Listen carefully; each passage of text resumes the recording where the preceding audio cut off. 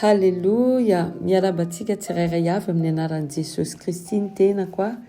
Ary voalohany indrindra misaotra n'Andriamanitra ny amin'ny tombosoa izay nomeny ahy ahafahako mbola mitarika antsika ao anatin'izao hanasaza anio izao.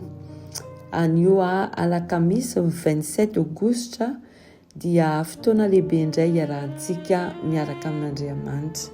Ary tsy adiny foana misaotra amin'ny mpanompon'Andriamanitra ny amin'ny tombosoa izay omeny ahy ahafahako miaraka amintsika amin'izao anio maraina izao. Anio ary isika hijery momba ny fanekeny mazava ho azy volan'ny fanekeny isika dia androany isika mijery hoe fitiavana no fototry ny fanekeny. Fitiavana no fototry ny fanekeny. Izay indray no jerevantsika androany. Deo tsika sianao voalohany indrindra andeha hivavaka ametraka an'izao fotoana izao ompelantanan'Andriamanitra. Ray eo amin'ny anaran'i Jesosy Kristy dada mbola misaotra anao indray izay ny amin'izao anio maraina izao. Misaotra anao dada ny famindraponao anay fa nahita an'izao anio maraina izao. Ny fitiavanao anay ihany koa ka mankasitraka anao izay dada. Ray eo atomboka izao fotoana izao satria izany dia toromarika avy aminao ary misaotra anao ihany koa amin'ny teny izay fanomenao anay indray anio mba ho raisinay amin'ny fiainanay tena ho ampiarinay izany mba ho voninahitry ny anaranao irery ihany. Koa apetraka ifenao ampelantananao izany fotoana izany dada. Ianao no hiasa amin'ny fiainanay tsirairay avy, ianao no mikasika amin'ny fonay, ianao no fanahinao masina no hiasa mahery vaika ary ny tena hiseho ny voninahitrao amin'ny fiainanay tsirairay avy. Misaotra anao dada dia voninahitra ho anao irery ihany amin'ny anaran'i Jesosy Kristy nanaovanay an'izao vavaka izao. Amen. Araky ny voalazako hatramin'ny voalohany ny zavatra jerentsika androany dia fitiavana no fototry ny fanekeny. Dia ny tenin'Andriamanitra miaraka amin'izany dia hitantsika amin'ny Efesiana 5:5 andininy faharoa. Efesiana 5:5 andininy faharoa. Hoy ny tenin'Andriamanitra manao hoe ary mandehana amin'ny fitiavana toy ny nitiavan'i Kristy anareo dia ny nanolora ny tenany ho fanatitra sy ho fanavotana amin'Andriamanitra ho antra ankasitrahana amonjy antsika. Aveako vakiko amin'ny anaran'i Jesosy Kristy Efesiana 5:5 azafady andininy faharoa vakina toy izao amin'ny anaran'i Jesosy Kristy. Ary mandehana amin'ny fitiavana toy ny nitiavan'i Kristy anareo dia ny nanolora ny tenany ho fanatitra sy ny fanavotana amin'Andriamanitra ho antra ankasitrahana amonjy antsika. Amen. Ny tena marina efa hitantsika mino fa raha samy nandray an'i Jesosy Kristy ho tombo sy mpamonjy ny fiainantsika isika dia efa tafiditra ao anatin'ilay tenin'Andriamanitra izay hitantsika amin'ny Jaona 3:16. Ny tiavan'Andriamanitra antsika dia nomeny zanany tokana ary isika sianao nandray an'i Jesosy Kristy isika sianao nino dia manana fiainana mandrakizay ao amintsika. Fa tsy vitany eo fotsiny izany famonjena izany fa ao anatin'ny famonjena misy fomba tokony ataontsika ary tsy fombantsika le izy fa fomba sy ny exemple napetraky ny Jesosy. Jesosy Kristy izany tia antsika tsirairay avy dia natolotry ny mitsiny, tsy hoe ny forsena, tsy hoe ny terena, fa noho ny fitiavany antsika dia natolotra ny tenany hoe sakrifisy. Dia araky ny teny izay nivakintsika dia hoe andraindrain'Andriamanitra ihany koa isika sianao hiaina amin'ny mpitiavana. ny miaina amin'ny fitiavana tsy hoe sarotra satria isika tsy maintsy namofo teny an'izany isika namboarina izany araka ny image n'Andriamanitra. Donc zay zavatra exemple napetraky ny Jesosy Kristy zany satria isika no forony tahaka azy dia tokony vitantsika ihany koa le izy. De toute façon tsy misy zavatra zay tsy ho vitan'ny olombelona angatan'Andriamanitra amin'ny olombelona. Matoa mitenin'Andriamanitra hoe mila mifankatia mifantany izany fa une fois hoe isika nandray anazy ho tompo sy mpamonjy ny fiainantsika dia efa manana an'izany fanahy izany tsika, fanahy ny fitiavana. Dia afaka ity ihany koa isika tahaka izy ny tiantsika. Dia jerevantsika inge tenin'Andriamanitra indraindray mety somary adintsika raha tsy vakiana matetika fantatrintsika io teny io izay hitantsika ao anatin'ny Korintiana voalohany 3:10 afaka vakiantsika hatramin'ny 3:10 ho fampatsahivana hoe inona marina izany natao hoe fitiavana. Ahoana no afahako ny tia olona? Mila fantatrintsika aloha inona marina dika amin'ny fitiavana. Dia ho vakiako io teny io tenin'Andriamanitra dia misaintsaina an'izany tsika dia mino fa Andriamanitra hikasika antsika tsirairay avy dia mamerina ny fampatsahivana izany teny izany ary natateraka izany ihany koa isika sy ianao. Korintiana voalohany 3:13 andiny voalohany ka hatramin'ny 13 vakiana toy izao amin'ny anaran'i Jesosy Kristy. Na dia miteny amin'ny fitenin'ny olona sy ny anjely aza aho kanefa tsy manana fitiavana dia tonga varahina maneno sy kipantsona mikarantsana aho. Na dia manana faminaniny aza aho ka mahalala ny zavatra miafina rehetra sady manana ny fahalalana rehetra ary na dia manana finoana rehetra aza aho ka mahafindra tendrombohitra kanefa tsy manana fitiavana dia tsinotsino aho. Ary na dia omeko ho an'ny malahelo aza ny fananako rehetra ary na dia atolotra hodorana aza ny tenako kanefa tsy manana fitiavana aho dia tsy mahasoa ahy akory izany. Dia jerevantsika amin'izay hoe inona ny tena hoe ndika amin'ny fitiavana. Ny fitiavana maro-po sady mora fanahy. Ny fitiavana tsy mialona, tsy mirehare, tsy mieboebo, tsy manao izay tsy mahamendrika, tsy mitady ny azy, tsy mora sositra, tsy manao otro-po, tsy mifaly amin'ny tsy fahamarinana, fa miara-mifaly amin'ny fahamarinana kosa. Mandefitra ny zavatra rehetra, mino ny zavatra rehetra, manantena ny zavatra rehetra, maharitra ny zavatra rehetra. Ny fitiavana tsy ho levina mandrakizay fa raha ny faminaniny dia ho levina, na ny fiteny tsy fantatra dia hitsahatra, na ny fahalalana dia ho foana, fa sombisomby ny fahalalantsika ary sombisomby ny faminanintsika. Fa rehefa tonga ny tanteraka dia tsy sombisomby ny intsony.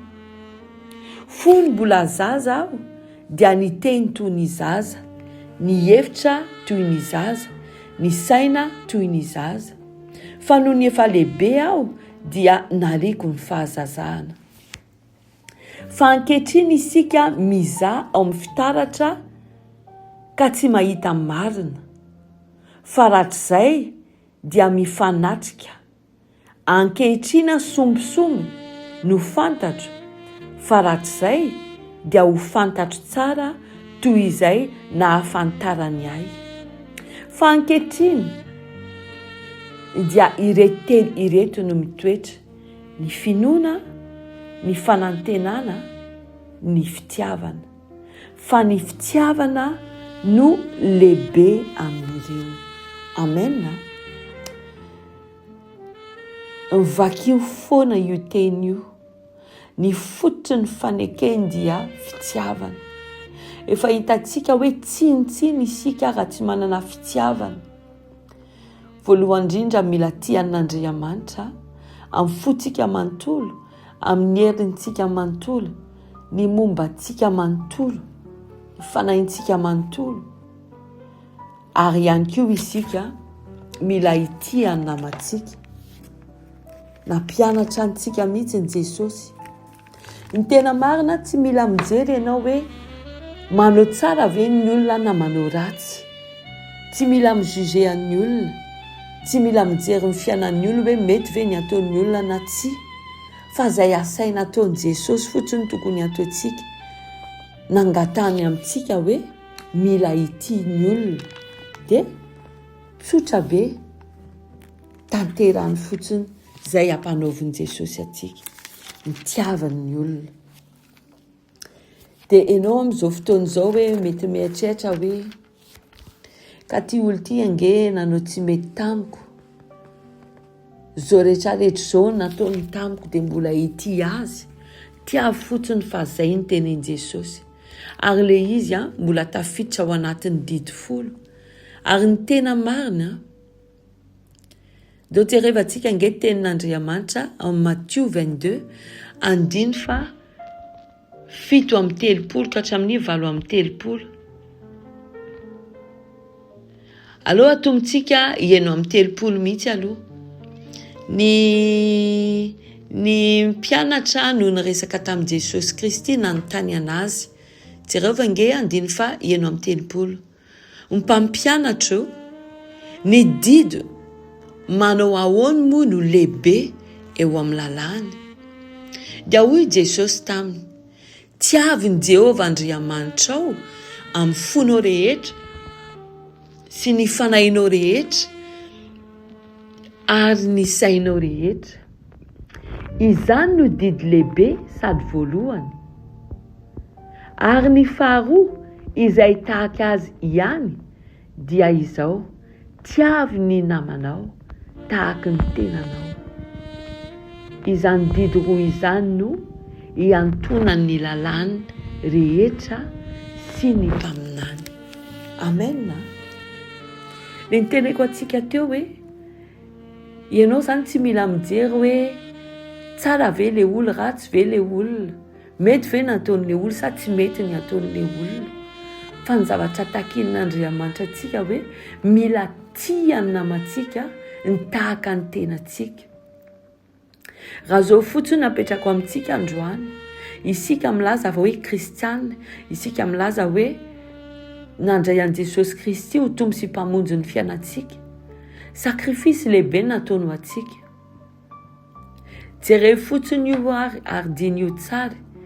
Impiry ny tao aoriana amin'ny batisa, isika sy ianao mbola nanota. Fa io Andriamanitra io tsy nanary antsika. Hoy ny teny manao hoe amin'ny Jeremia 31:3 hoe tany alavitra tany nahitan'Andriamanitra antsika sy ianao dia fitiavana mandrakizay ny tiavany antsika. Dia nio firifiro ny fahotany, firifiro zavatra tsy mety nataontsika. Tao aoriana amin'ny batisa ny fibebahana. Nefa mbola mamindra fo ihany izy. Mbola tia antsika foana izy. Mbola miaraka amintsika foana izy, mbola mitaha antsika izy, mbola miaro antsika izy. Fa iza moa izay tsika ka tsy tia ny namantsika. Zay dia apetrako amintsika amin'izao anio maraina izao, samy isika mandiny teny. Fitiavana no fototry ny fanekena. Misy fanekena koa nataontsika amin'Andriamanitra, nataon'Andriamanitra amintsika. Dia ny bazy, ny fototra dia fitiavana. Tian'Andriamanitra isika dia mila tia amin'ny olombelona tahaka antsika ihany koa. Isika tsy afaka miteny hoe tian'ilay Andriamanitra zay tsy hitantsika maso, kanefa tsy tia amin'ny olombelona zay manodidina antsika zay hitantsika maso. Tsy afaka mety tsara velatsi isika. Sady mila tiavin'Andriamanitra no mila tiaviny ihany koa ny olona rehetra. Izay teny izay omen'Andriamanitra antsika sy ianao mba handingy tena isika, mba hanatsara ny fiainantsika hatrany hatrany. Ary ny tena hoe, ozy koa ny tenin'Andriamanitra anankiray manao hoe, ahoana no ahafantarany izao tontolo izao fa mpianatra ianareo? Noho ny fifankatiavana ozy ny tenin'Andriamanitra. Dia izay ilay izy zareo ndao isika samy mandingy tena, hoe tena mbola olom-pitiavana ve za io? Sa tsy olom-pitiavana? Sa lasa tsy tia olona, lasa mitsikery olona, lasa manaratsy olona ve za? Samy mandingy tena ny dia andeha hivavaka isika amin'izao fotoana izao. Hivavaka ho antsika sy ianao tena hoe mba olom-pitiavana isika sy ianao. Anatanteraka izay didy lehibe izay nomeny Jesosy Kristy antsika sy ianao izany. Andao antsika hivavaka. Raha io amin'ny anaran'i Jesosy Kristy Dada, tena mbola misaotra anao indray izay amin'izao anio maraina izao. Tena mbola mamerina misaotra anao hatrany hatrany Dada noho ny fitiavanao anay ka nomenao zanakao latokana Jesosy Kristy izay maty tao ambonina croix ho anay tsirairay avy. Ahoy ny teninao manao hoe izay rehetra mino azy dia hanana fiainana mandrakizay. Tsapanay Dada zany hoe sakrifisy lehibe zany, tsapanay zany. Zany fitiavanao anay zany, tena tsapanay zany. Na dia tao aoriana amin'ny batisy mbola mizavatra tsy mety aza ataonay, fa tsy navelanao ho faty ao anatin'ny fahotanay izay. Rehefa tonga izay mangataka famindrapo mbola mamela anay izay, mbola velona izay, mbola mamela ny fahotanay ianao. Ka isaoranay anao amin'izao fotoana izao, mbola mahita an'izao andro anio izao, mbola nandrenesanay an'izao teny izao ahafahanay mandingy tena amin'izao fotoana izao. Ka amin'izao fotoana izao Dada mbola mangataka aminao izahay. Ampio izay Tompo, okasio fonay, mba tena hoe olom-pitiavana izay. Tsy olona tia teny, fa olom-pitiavana, olona tia olona. Tahaka ny exemple nomenao anay, tahaka nataonao, dia tena mba hanana fitiavana ho an'ny olona rehetra izahay. Omeo anay izany fo zany Dada, mba tsy hijery ny zavatra tsy mety ny ataon'ny olona, fa izay ampanaovinao anay ihany no ataonay. Tena hoe ity olona ho tonga olom-pitiavana, izay rehetra alehanay dia tena ho tsapan'ny olona, tena hoe zanakao izay ataonao dia izany koa no ataonay. Aho ataonay ampitiavana daholo ny zavatra ampanaovinao anay, mba ho voninahitry ny anaranao irery ihany. Dada misaotra sady anao izay satria fantatro fa mikasika amin'ny fonay ianao amin'izao fotoana izao. Ary ny tena ho ampitomboinao ao anatinay tsirairay avy ny fitiavana ho anao sy ho an'ny olona rehetra izay manodidina anay. Misaotra anao izay Dada amin'izany asa lehibe ataonao amin'ny fiainanay izany. Mankasitraka anao izay Dada. Tena derainay ny anaranao masina. Ary ny voninahitra dia atolotra ho anao irery ihany. Amin'ny anaran'i Jesosy Kristy. Amen. Samy tahin'Andriamanitra isika, samy tombo amin'ny fahasoavana sy ny mpitiavana amin'ny anaran'i Jesosy Kristy. Izany no ahafantaran'izao tontolo izao fa hoe mpianatry ny Jesosy isika. Tahin'Andriamanitra ianao dia endriko ho fahasoavana sy famindrapo anaraka anao amin'ny andro rehetra iainanao, dia hitoetra ao amin'ny trano Jehova andro lava ianao amin'ny anaran'i Jesosy Kristy. Amen. Tahiny Tompo ianao.